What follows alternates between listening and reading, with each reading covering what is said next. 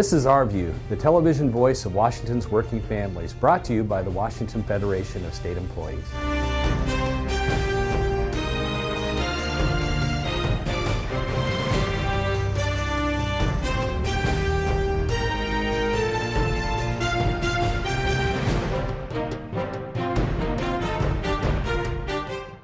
A Department of Transportation bridge maintenance crew not only is keeping the Tacoma Narrows Bridge safe, but they consider it their responsibility to keep down costs as well. This is a goal with our DOT employees across the state.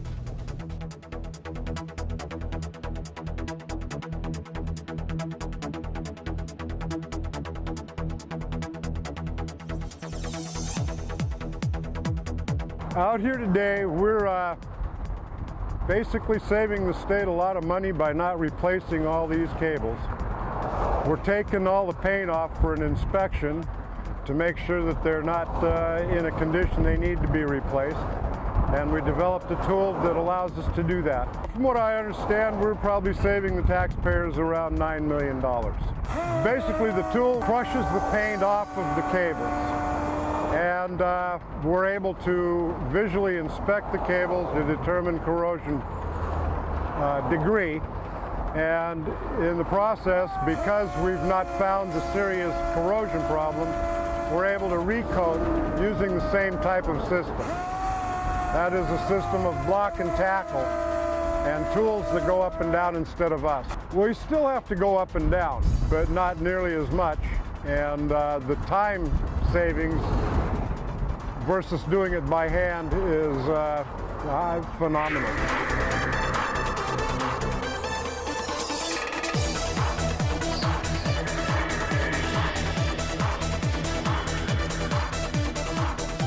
The maintenance on these bridges, and basically all bridges, since they're pretty much a machine, they're moving constantly, they're abused. We try to determine what conditions are at the moment and look ahead a little bit on what conditions could be, or usually are from a history. And we can be doing anything from replacing large shock absorbers that are mechanical to doing the bridge painting. Sandblasting, which is kind of, see, all of that's kind of going out the tubes right now. Yeah, we're out here year-round. We spend more time in the good weather doing this kind of maintenance versus watching for poor spots in the decks, expansion joint problems, snow and ice in the winters. We do go and maintain all of the lights and the electrical on the bridge. And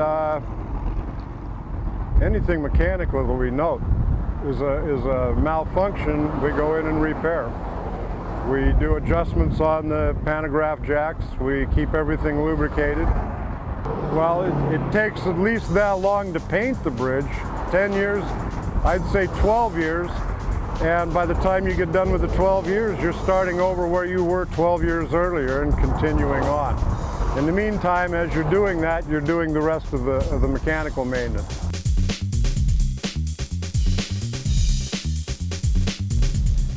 When making purchases, many of us want to know the workers who made our goods are paid fairly. Reality is, the elimination of sweatshop labor is especially difficult when it comes to textiles. French consumers share our concerns, and an organization has been set up to monitor what's coming into their country. Benjamin Marcus has this report from Paris. Shopping can be fun. We all enjoy a nice shirt or a new pair of sneakers, but we don't always know where they are made and by who. Naila Jaltouni is part of an organization that looks over these matters. Ethics or Etiquette is a platform of about 20 organizations, trade unions, consumer organizations, NGOs, popular education organizations that work, that are gathered in a platform and they are committed to improve labor rights in the sector of the garment and toy industry. So we are members of the French member of an international network, European network called the Clean Clothes Campaign. And so we are like 12 national platforms around Europe that work towards the same goal, and we also work together. And we have an international network of 200 organizations, local organizations, which are in the producing countries, working with the workers in the garment industry. So mostly we have like two missions. First, we want to lobby companies and retailers and to put pressure. And also we want to raise awareness amongst consumers, and mostly by doing some public campaigns. So we do some campaigning, and in this campaigning we tell people about the results we found it on the ground, how their clothes are made, clothes or toys or other labor-intensive products. So we inform them, first of all, about the conditions in which their garments, for example, are made. It's the first step. Many of our citizens still don't know or aren't really completely aware of the conditions, the working conditions in which the things they buy are made in those countries. So we raise awareness, and then we want them to take action with us. One of the conditions of our success is that the consumer themselves ask the brands, put pressure on the brands, because they have the power, the economic power, purchasing power. It's all in the consumer's hand. Many companies are communicating about these matters. But what can we do as consumers? You can ask companies for transparency. Just go and ask the company, I want to know where and in what labor working conditions my shirt was made. I want you to tell me because I'm a consumer, and you have also the responsibility to tell me. So just ask brands. Try to also read the tags to be aware of the conditions, the countries. Then you also ask yourself, do I really need to buy this much? Because it's cheap, do I need to buy 2 shirts instead of 1? Because I want to have a fancy look, or so. It's also we also need to change our consumption patterns. We are pushed to consume more and more, also because our clothes, for example, are relatively cheap today. And the thing with the price is it's one of the major arguments of the brands. They say us that okay, consumers, they want cheap clothes, and to have cheap clothes we need to have cheap labor. This is not completely true. Indeed, a study shows that the profit margins from stores is about 45%, 40% for brands and advertising, 5% in transportation, and only 10% for production. Benjamin Marcus for Our View, Paris, France. A graduation ceremony was held recently for a new class of State Patrol detection dogs. The ceremony was a nice affair, but left you wondering if the graduation was for the dogs or our state troopers.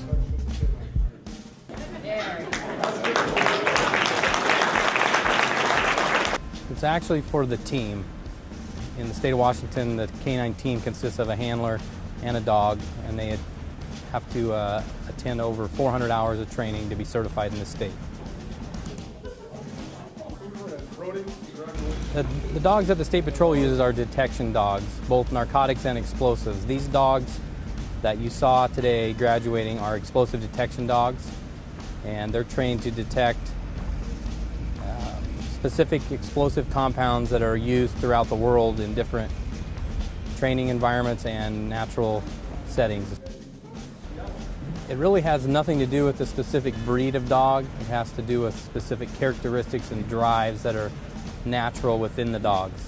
Basically, a dog that does not make a very good pet would make a good detection dog. They have to be high energy, high drive, very enthusiastic, and very good stamina, endurance, and be able to work around people and all kinds of different environments that they're put into.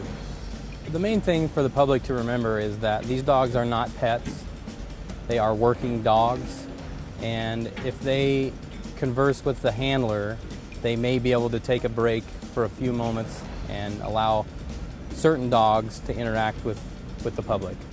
But as a general rule, it's better to just give them their room, let them do their work, and not interrupt them. We get these dogs mostly through donations, and occasionally we do have to purchase a dog here and there. But as far as the number of hours of manpower that they save by the job that they're doing is probably unimaginable, really. Labor has a history. Here is Ross Reeder. October 7, 1879 is the birthday of the Wobbly organizer and poet and songwriter Joe Hill, or Joseph Hillstrom, as he was known in his native Sweden. When a young man, he immigrated to the United States. He became involved with the industrial workers of the world, traveling all over the country, helping unskilled workers in the early organizing efforts. He spent some time in the Pacific Northwest, specifically helping timber workers. Thousands have sung his songs: Casey Jones, Pie in the Sky, Preacher and the Slave, The Rebel Girl, on picket lines whenever there have been labor struggles. Pie in the Sky was written when Joe was in Spokane for the 1909 Spokane free speech fight. One of the issues in that event was the city council banning IWW from speaking on the streets of the city, opposing the practices of the job shark agencies. However, the order did not ban the speaking and singing by the Salvation Army, known as the Starvation Army to the Wobbs. They could do the same thing, if for a different purpose. Rebel Girl was written in honor of Elizabeth Gurley Flynn, of whom you heard a month ago. Gurley Flynn, you may remember, was also involved in the Spokane free speech fight.